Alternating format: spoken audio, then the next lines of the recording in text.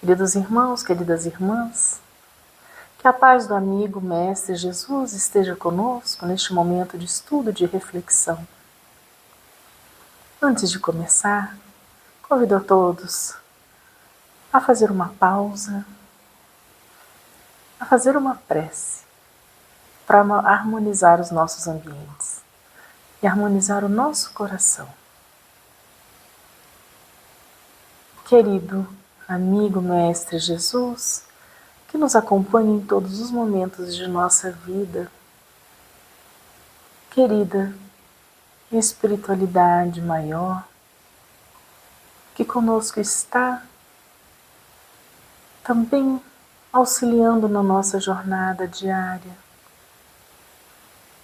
nessa jornada que tanto somos cobrados, essa jornada que tanto se espera pela perfeição, pela pressa, pelo acúmulo de atividades. Vamos, Senhor, agora dar uma pausa, olhar para nós, olhar para os teus ensinamentos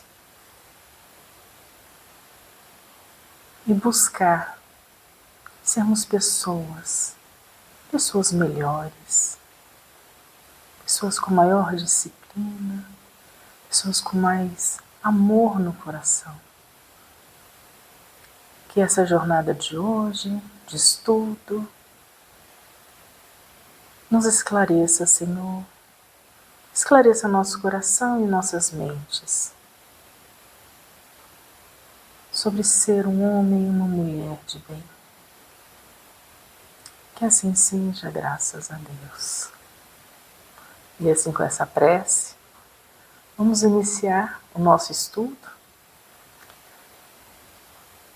pensando, sobre essa correria do dia a dia, essa cobrança da perfeição, a cobrança da pressa de fazer tudo rápido, porque temos tantas coisas a fazer. Eu penso que talvez nós sejamos assim, uma sociedade, uma das mais ansiosas que a gente já teve. Ansiedade, são tantas informações, a gente quer ler tudo, saber de tudo, e são muitas cobranças da sociedade, muitas cobranças nossas internas por sermos pessoas melhores, e por vezes adoecemos, temos uma crise de ansiedade, uma depressão, uma dor que não passa, um burnout. E a primeira coisa que a gente pensa, puxa, por que agora? Eu não tenho tempo de ficar parado, eu não tenho tempo de ficar doente. Eu não posso pausar, eu tenho tanta coisa para fazer. Nós vamos falar sobre isso hoje, sobre o papel do sofrimento, sobre o papel das doenças, das dores nas nossas vidas. E o nosso ponto de partida vai ser a história que foi contada pelo irmão X no livro Contos e Apólogos, no capítulo 6, que se chama O Bendito Aguilhão. E para a gente entender a fundo esse ensinamento, por trás da dor, por trás de sofrimentos que a gente passa no dia a dia, nós vamos relacionar essa história com os ensinamentos do Mestre Jesus, que estão contidos no Evangelho segundo o Espiritismo, e o que foi nos repassado pelos irmãos da espiritualidade, o Livro dos Espíritos. O irmão X nos convida a imaginar, neste capítulo, uma cena que aconteceu nas margens do lago de Cafarnaum. Jesus estava lá. Jesus estava ensinando de uma forma maravilhosa as bem-aventuranças, a boa nova, ensinando que as bem-aventuranças estão relacionadas a uma fraternidade, a união de nós todos, humanidade, agirmos de uma forma pacífica entre os povos. E falava sobre um pensamento, o nosso pensamento, quando ele é bem conduzido, e a nossa prece, quando ela é fervorosa e feita de coração, falando sobre a importância da prece, a importância dessa conexão com o alto, falando sobre a paciência no ato de ensinar, falando sobre a importância da palavra aliada ao amor. Né? O melhor ensinamento é aquele que está vinculado ao amor. Jesus pedia que as pessoas agissem contra a inveja. Né? O que é inveja? É você cobiçar as coisas do outro, você desejar as coisas que são do outro. Né? Ele orientava a gente trabalhar contra a vaidade, que é o excesso de valor dado à nossa própria aparência, excesso de valor dado às nossas qualidades físicas e até mesmo às nossas questões intelectuais, onde a gente excede. Né? Jesus falava para a gente batalhar contra o egoísmo, aquele foco excessivo em nós mesmos, né, que a gente prioriza os nossos próprios interesses, os nossos próprios desejos acima das necessidades dos nossos irmãos. Né? E Pedro, nesse momento, Pedro começa a ter alguma reflexão e faz uma pergunta ao mestre. Eu acho que uma pergunta que nós todos também já nos fizemos algum dia, né, eu imagino. O mestre, ele perguntou para o mestre, mestre, as doenças são flagelos terríveis, são dores, é um sofrimento. E se nós curássemos todas as doenças?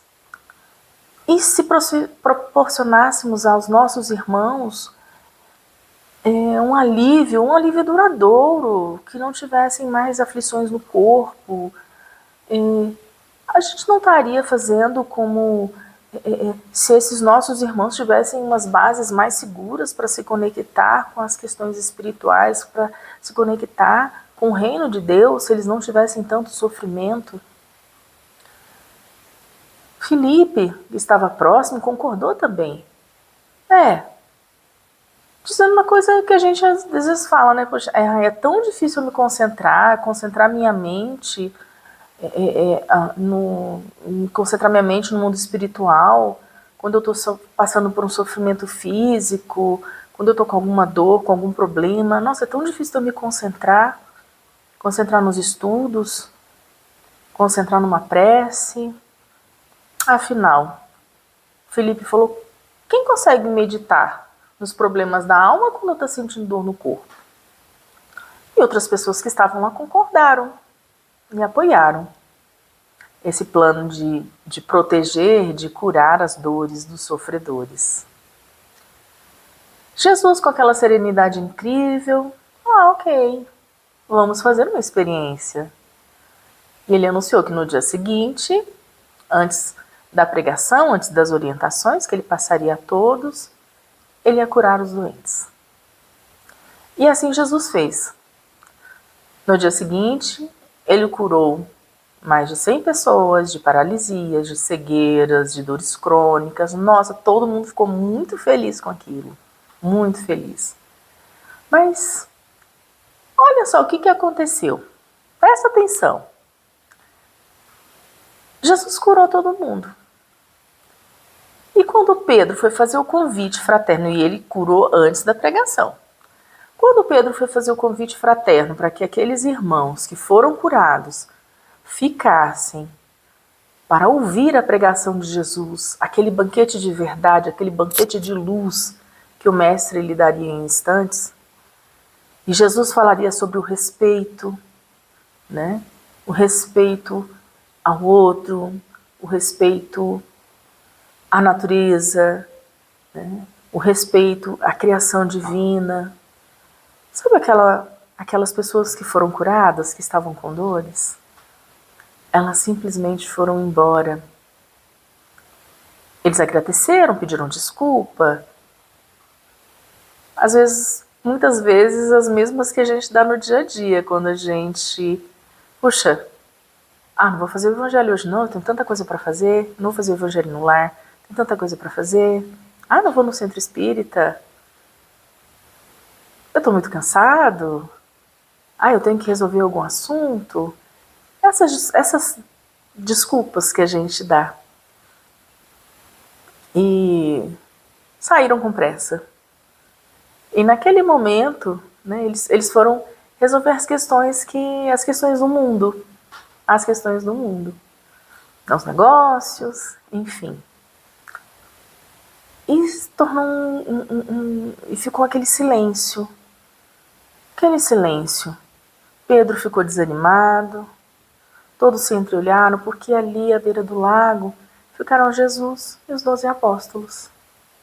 Pedro olhou com tristeza e desapontamento para o Mestre Jesus. E o Cristo falou? Falou com imensa compaixão. Pedro, estuda a experiência e guarda a lição. Aliviemos a dor, mas não nos esqueçamos de que o sofrimento é criação do próprio homem, ajudando-o a esclarecer-se para a vida mais alta. E Jesus conclui: a carne enfermiça é remédio salvador para o espírito envenenado. Sem o bendito aguilhão, que é o título do capítulo do livro que nós estamos conversando hoje, sem o bendito aguilhão da enfermidade corporal, é quase impossível tanger o rebanho humano do lodaçal da terra para as culminâncias do paraíso. O que é esse bendito aguilhão? O aguilhão era uma ferramenta que era usada como na ponta da haste, algo bem, como se fosse uma agulha, né? Que era o rebanho, os bois eles eram cutucados com aquilo para obedecer à direção que deveriam seguir. Então Jesus faz essa comparação, como se as dores fossem isso, fossem algo que nos incomodasse, né? Fosse aquele incômodo, aquela dor, para que a gente pudesse seguir a direção correta. E quando eu falo assim, a gente usa muitas desculpas, né? Ah, não vou fazer oração, ah, eu não vou no centro, ah, eu não vou estudar o Evangelho de Jesus, não vou fazer um ED, né, o estudo da doutrina. Ah, eu não vou trabalhar como voluntariado agora, tem tanta coisa para fazer, estou cansado, trabalho tanto. E a gente sempre tem isso, mas pensa. Aí quando bate uma dor física, quando bate aquela dorzinha, uma doença, uma ansiedade, o que a gente faz? A maioria de nós, o que a gente busca? Aí eu vou no centro buscar um tratamento. Agora eu vou começar a fazer um estudo. A gente, quando bate a dor, quando bate uma doença, ou quando bate um luto, por vezes perda de pessoas amadas, aí a gente procura o Senhor. Aí a gente procura o Cristo, a gente busca os ensinamentos, a gente busca o consolo, a gente faz prece, a gente vai no centro assiste palestras online. Então, Cristo, com essa história, né?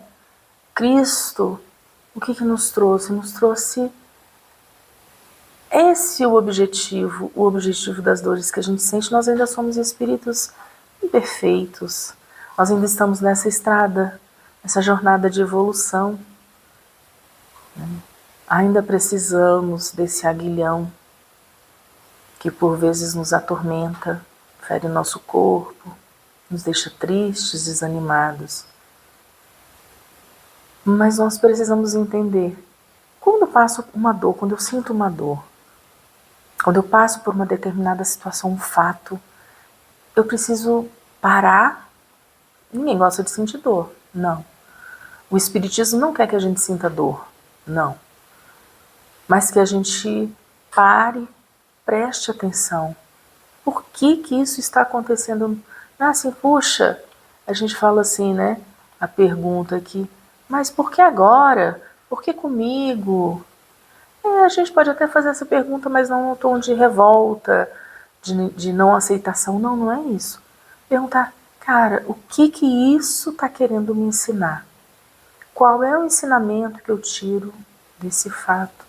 Qual é o ensinamento que eu tiro dessa doença? Eu já convivi com pessoas que estavam doentes, doenças sérias, e eu aprendi com muitas pessoas.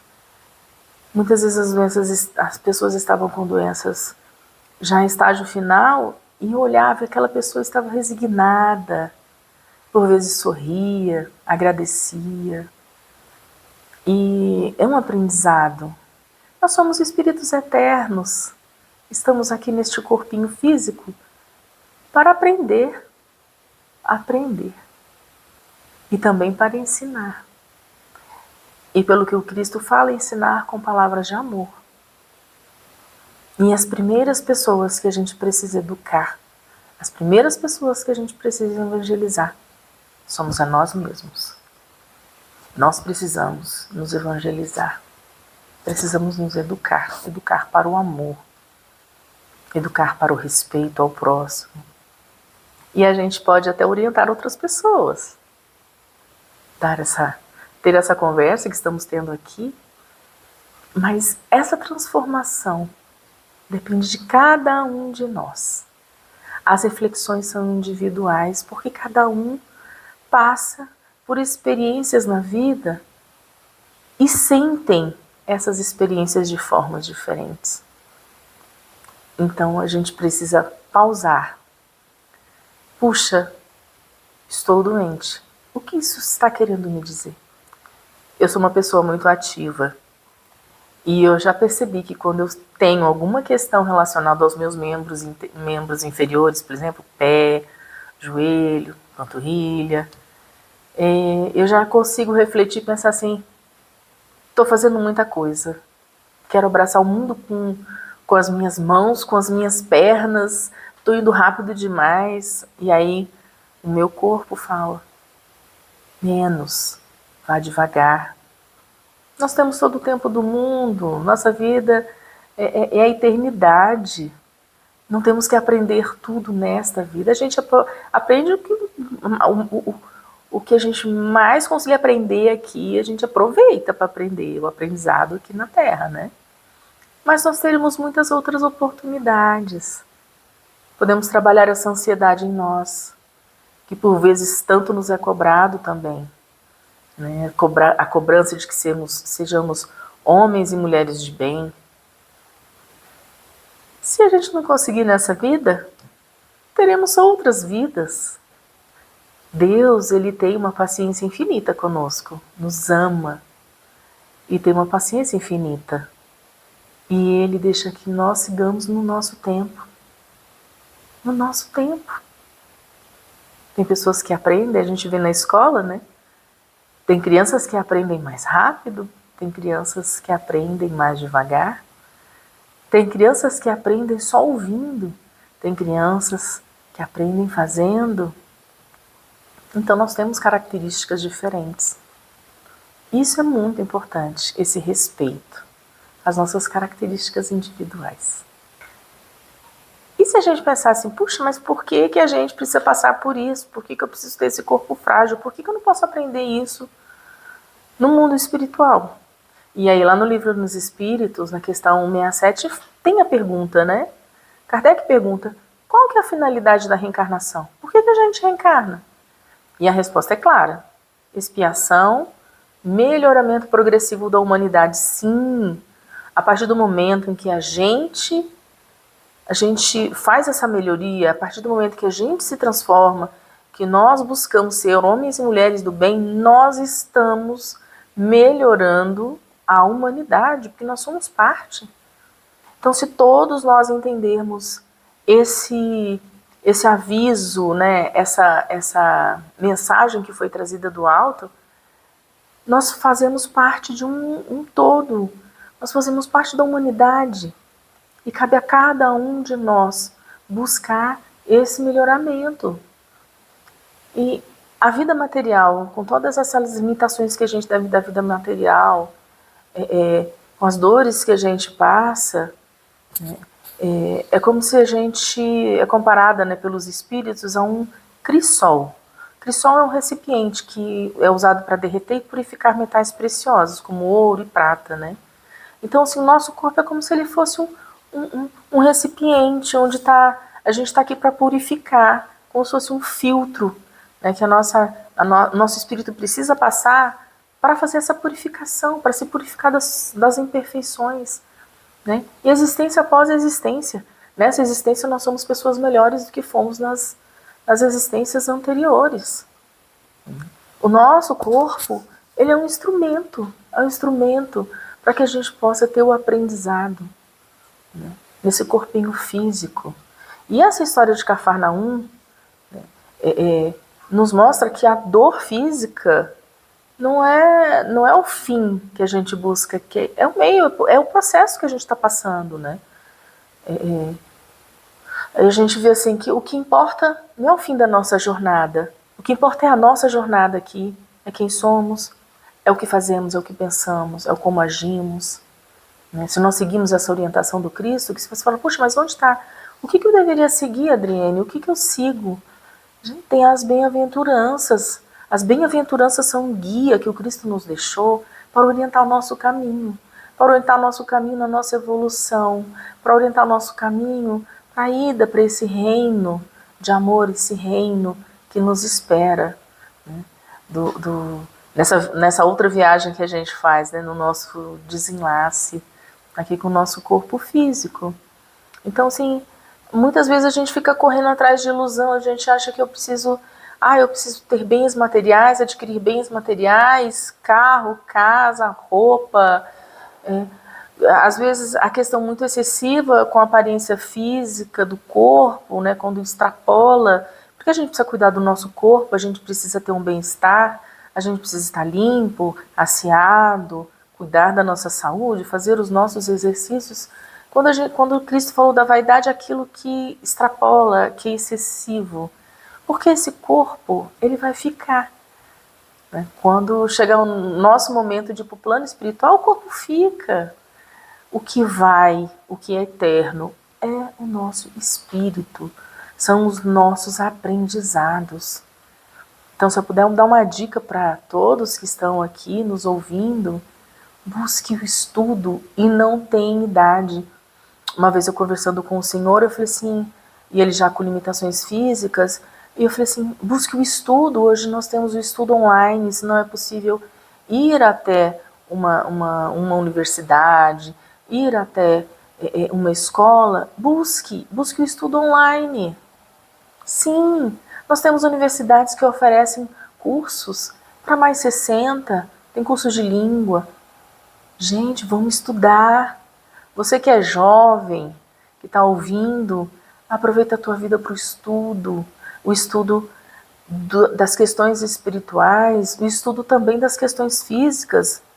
Vamos estudar, vamos aproveitar esse momento que a gente está aqui e vamos conhecer o que for possível conhecer, mas sem a questão de gerar aquela ansiedade de eu preciso saber tudo. Eu tenho que saber física, química, matemática, geografia, biologia. A gente estuda na escola, sim, estudamos. Mas a gente não sabe tudo de física, tudo de matemática, tudo de química. Uma pessoa que saiba tudo, né? A gente precisaria ainda de muito, um processo ainda maior aqui na Terra para poder ter esse conhecimento todo, né? Então eu convido vocês, para vocês terem esse olhar, essa mudança de perspectiva, independente da idade, independente inclusive de religião, não importa se você é espírita, católico, evangélico, protestante, não importa, né? Vamos usar essa nossa energia para buscar melhorar o nosso planeta, melhorar a nossa humanidade, para o nosso desenvolvimento. Vamos estudar mesmo assim, eu vou estudar física para quê? Se eu não vou ser professor de física, se eu não sou um pesquisador em física.